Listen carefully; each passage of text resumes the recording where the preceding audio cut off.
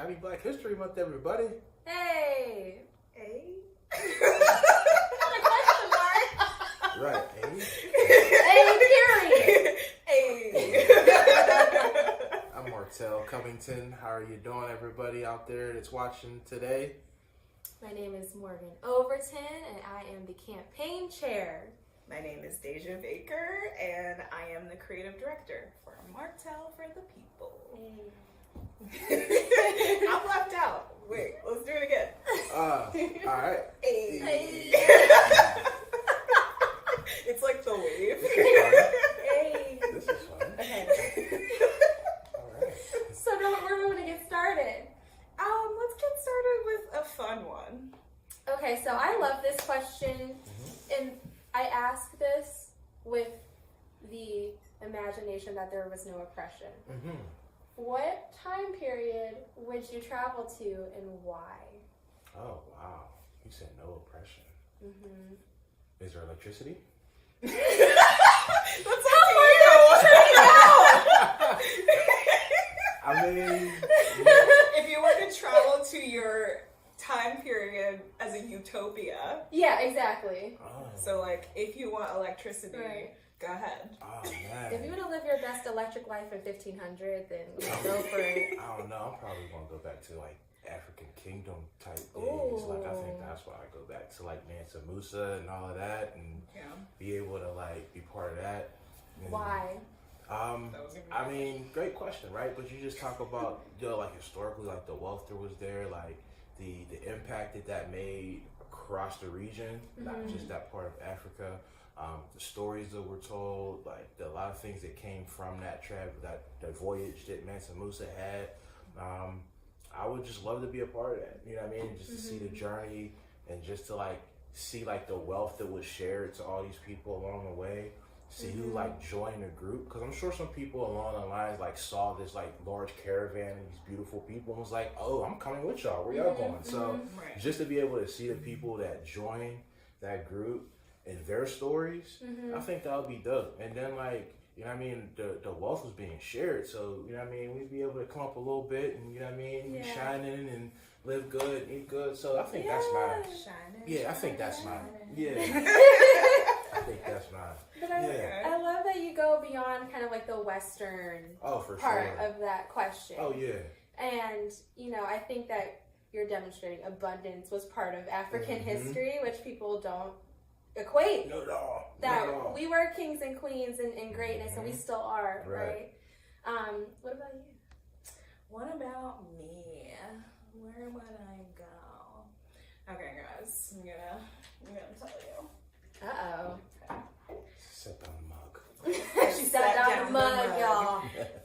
So this is gonna be divisive for some Okay. people, but I would go back to Jerusalem, I think. Actually, I traveled to Israel, I want to say like maybe 10 years ago. Oof, that feels a lot for me. But just looking at like the historical, like looking at the Roman ruins and you know, like going on historical walks where you're just like, these were temples, and like looking at what it looked like before invasion, and you know, like how people are grounded there and how it's a mecca in its own right. You know, things like Rova Square, where it's like each religion got to have their own quarter. Like, what was it before people had to divide their quarters, you know? And just kind of like, I wish that back then we knew that there were Black Jews.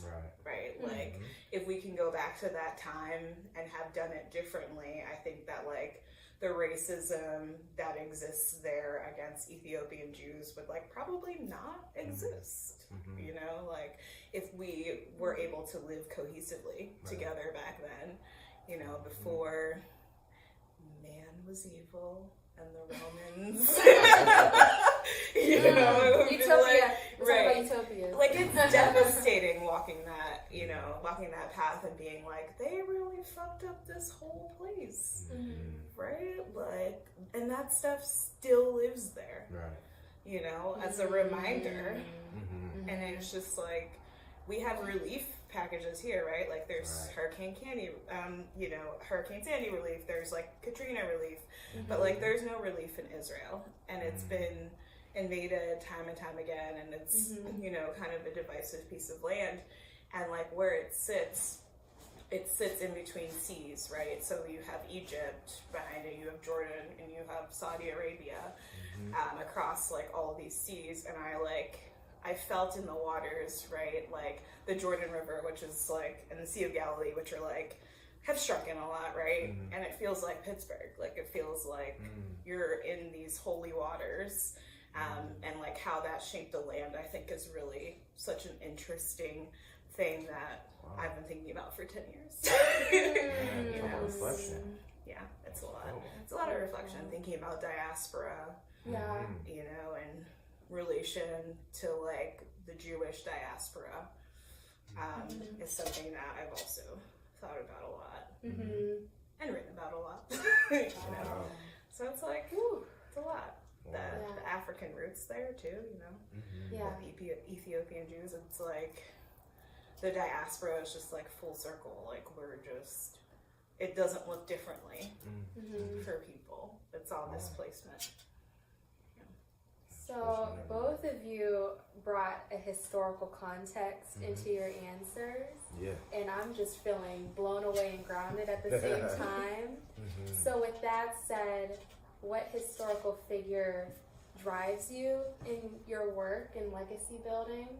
And for me, this might be a cliche answer, but earlier we were talking about Angela Davis, because she brings that global approach. She makes us, challenge our, very nationalistic way of thinking, and that, how oppression can impact all of us, but really how our resiliency can make us all united, right? If something's happening in Palestine, how does that implicate America and vice versa, right? But then her whole take on intersectional feminism and how one thing isn't siloed from another, but rather they implicate one another. And she's still here to this day, and as you so brilliantly put earlier, she's an intellectual. She's not just someone that's in the textbook on page 78. She's still here to this day to give her accounts of her fights and philosophy for justice and global justice. So she is my shero.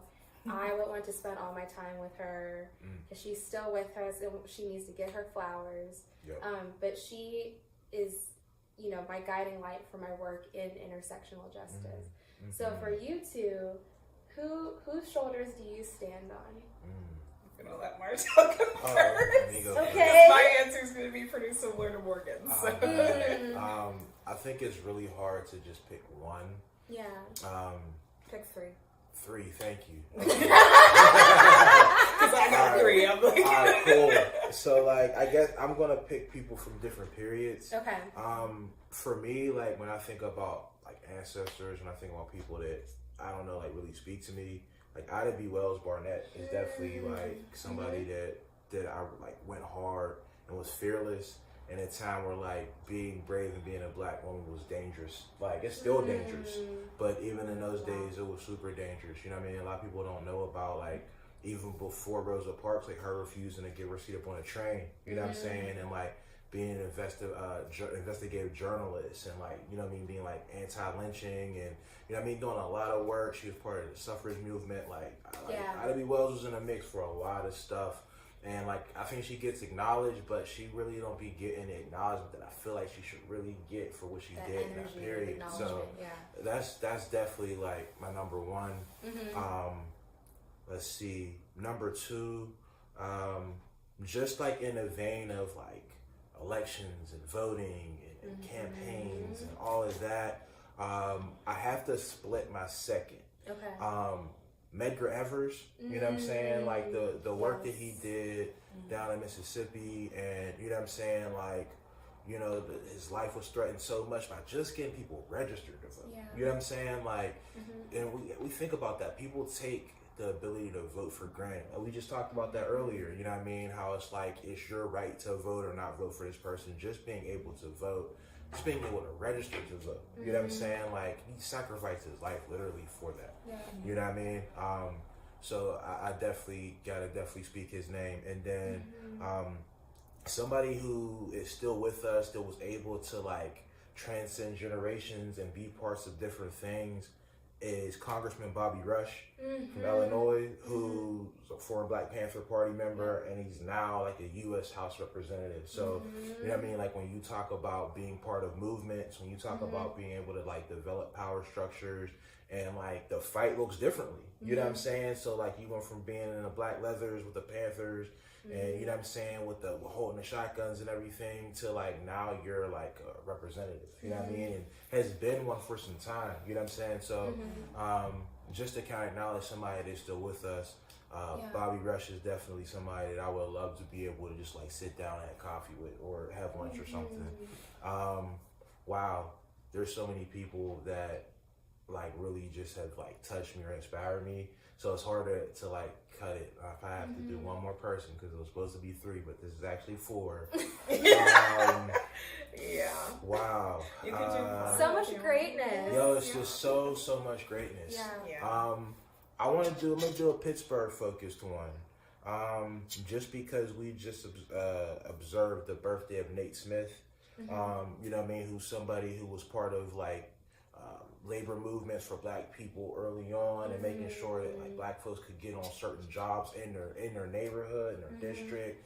You know what I'm saying? You talk about like the organizing of the community, the organizing of labor, and standing in the middle of that, you know, and also being threatened and dealing with some of the things that they dealt with when they were doing the marches and things like that. And we just observed his birthday, and he's definitely somebody who sort of we stand on, because he was on this side of town, you know what I'm saying? Like in the district that I plan to represent, like he was in the mix there, making sure that people that look like him from Larmer, from Humble, from Lincoln, could do jobs in their area. From people from the Hill could work on the Hill. So my last person is definitely going to be Nate Smith, who I definitely had the privilege of meeting when I was younger.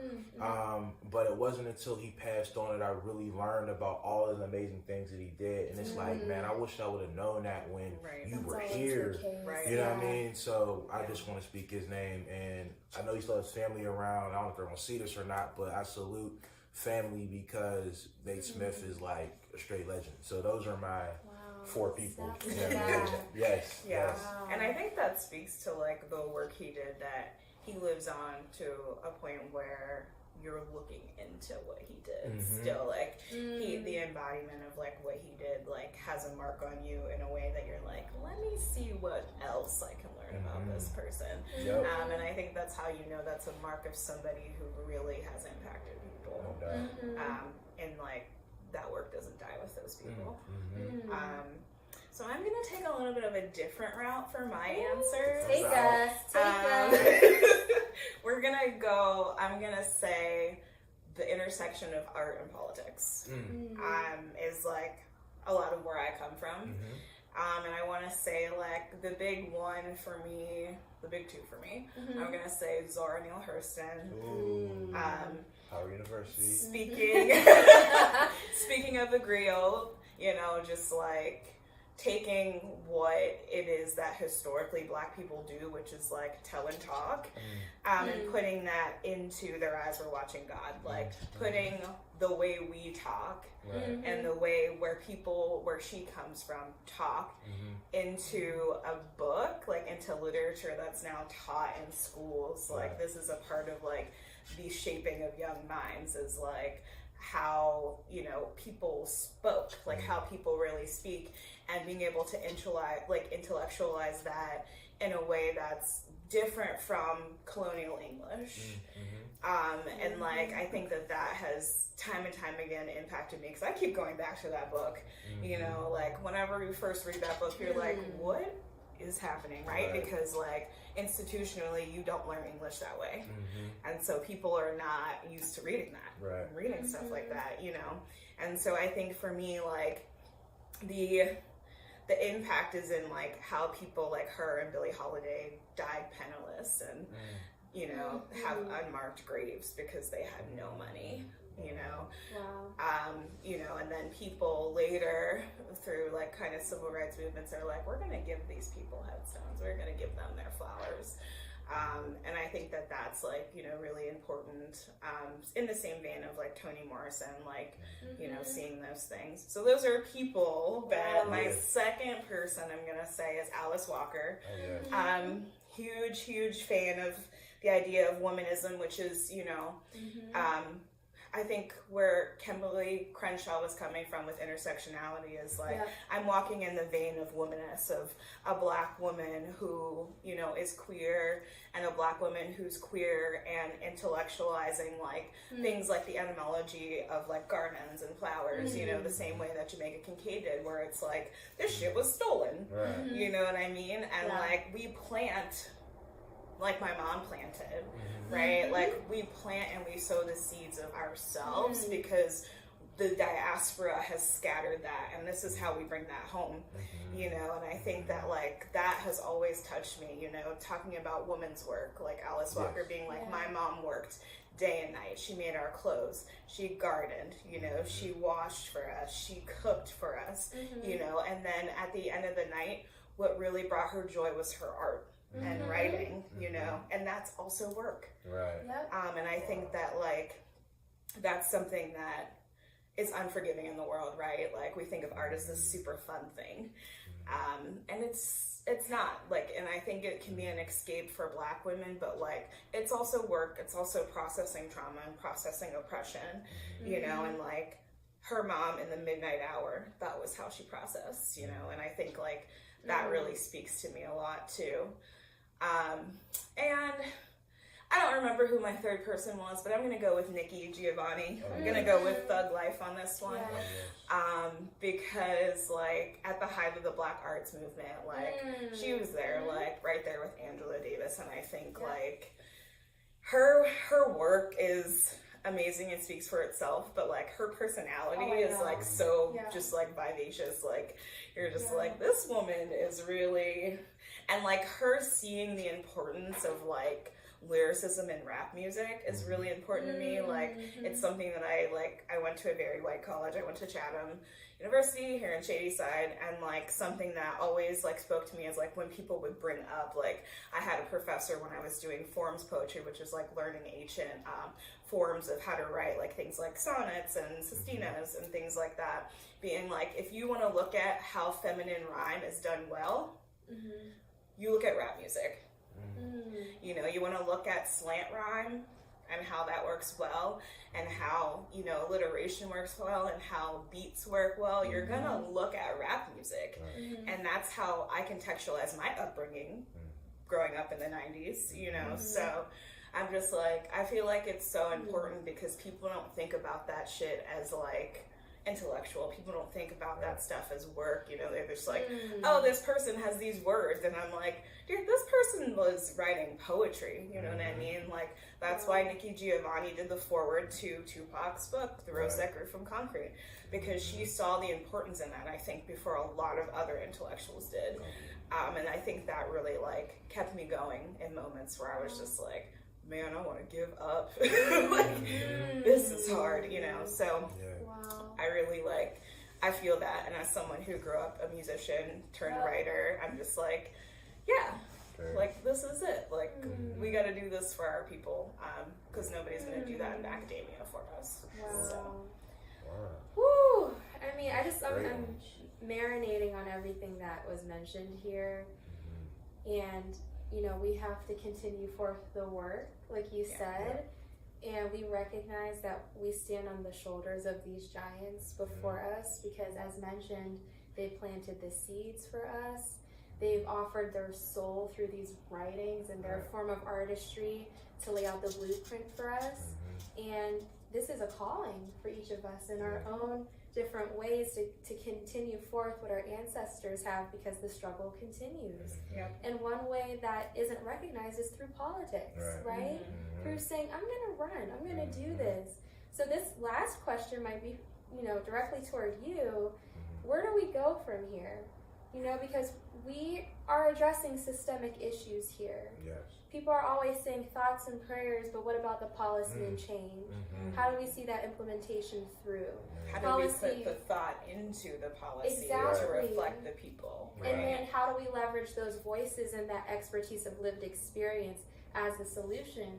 right? Right. So how do you foresee legislation and policy being a solution to that and setting the blueprint like our ancestors have? So I think first you have to make sure that you have people in those positions that are willing to have that conversation, that are willing to take those points and those lived experiences from people in their district, in their community, in their state, you know, people that are willing to listen, you know, not people that think they have answers, or people that already have a plan without speaking to their neighbors, without speaking to their constituency.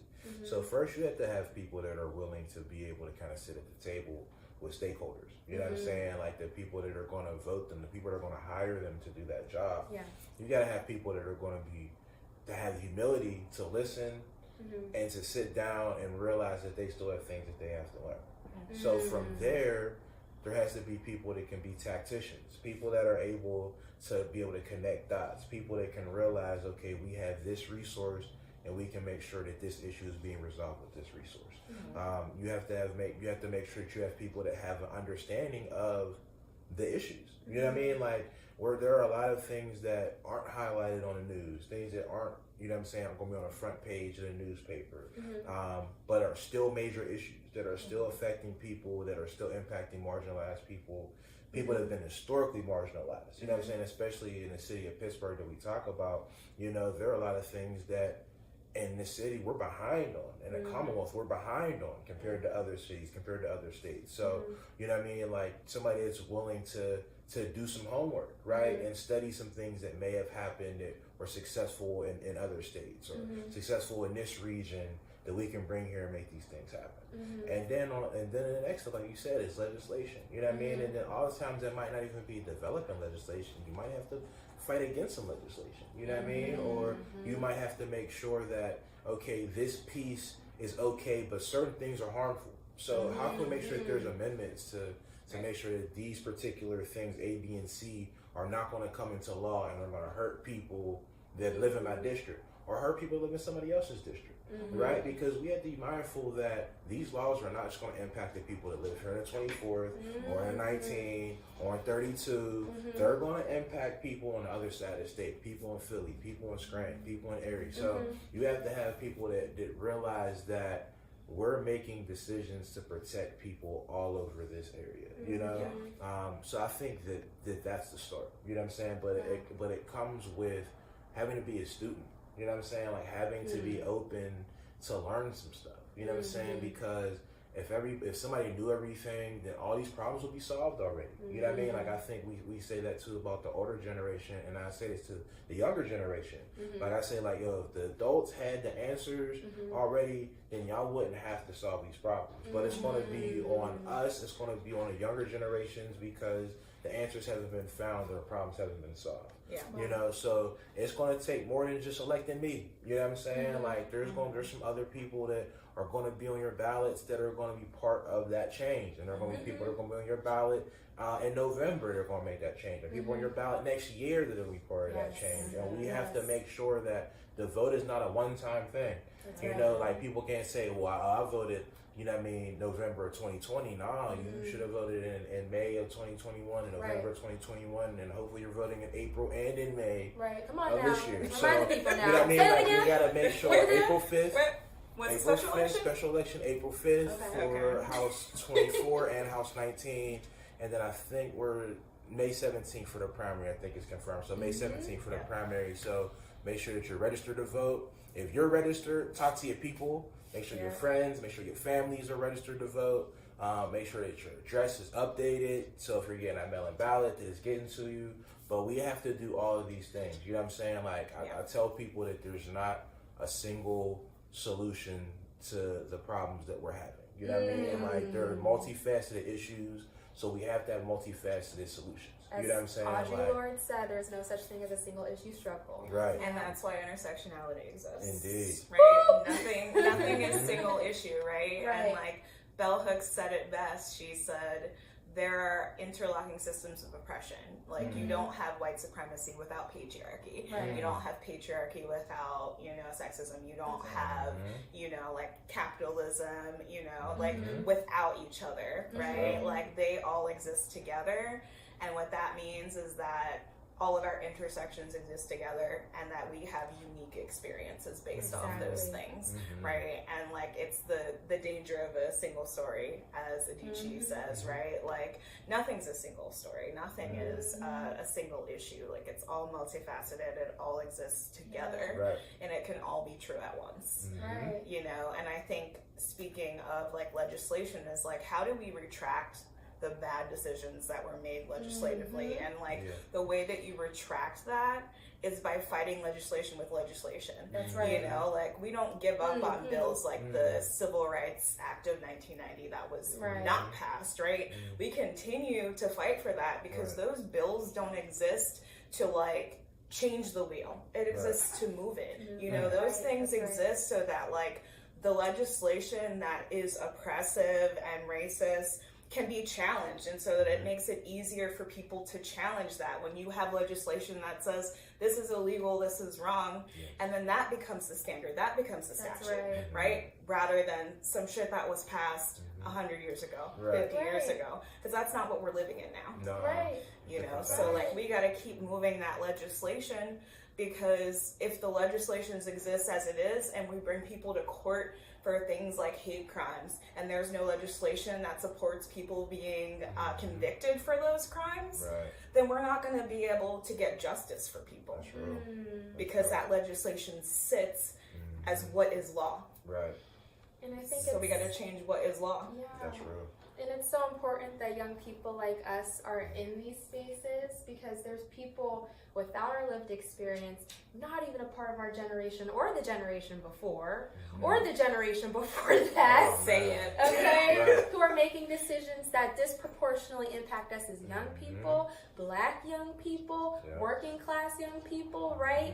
So, you know, you being in this position of leverage opens up opportunity for our generation, for the next generation, because we're the largest voting bloc. Millennials and then Gen Z combined, we're a dynamic force. So it's going to take all of us, like you said, right? So this was an incredibly fulfilling conversation. It was. I hope each of you took away something from that, but more importantly, action with that. Are there any last words from either of you? So Martell said register to vote, and I want to add, follow us on social media. Visit our website. I routinely post voter registration and voter education information. If you check out our Twitter, our Facebook, our Instagram, it's all at Martell with 2 L's, 4PA, FORPA. If you check out our Twitter, it has the link to register to vote and the link to request a mail-in ballot. You have to register to vote by March 21st to vote in the special election on April 5th, and you have to request a mail-in ballot by March 29th to be able to vote by mail-in ballot. If you want more information on the nuances of voter education and some things that you can and cannot do, or resources that you need, we are the people. I am the person. We are very passionate about voter education. And I do want to say about mail-in ballots, please don't wait until March 29th. You will not get your ballot on time. So, you know, we can talk a little bit about that kind of stuff online, and you can always hit us up in our DMs, slide in our DMs. Okay? Because this is a conversation, like, you know, how do we keep people informed so that they understand how to use their voice? Because I'm a voter, right? We're all voters, but you're a voter. So it's about your voice, and we can't serve you if we don't know what you need and if you don't know what your vote impacts. So we'll keep that conversation going. Yes, we will. Onward we go, y'all. That's my spiel about voting. Martell, did you have anything you wanted to say? Hey, and then also visit us on martellforpa.com. Once again, I'm Martell Covington, candidate for Pennsylvania House District 24. And I hope to have your vote.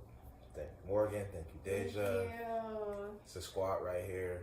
Woo! All right. Thanks, everybody. Bye, everyone. Bye. Bye.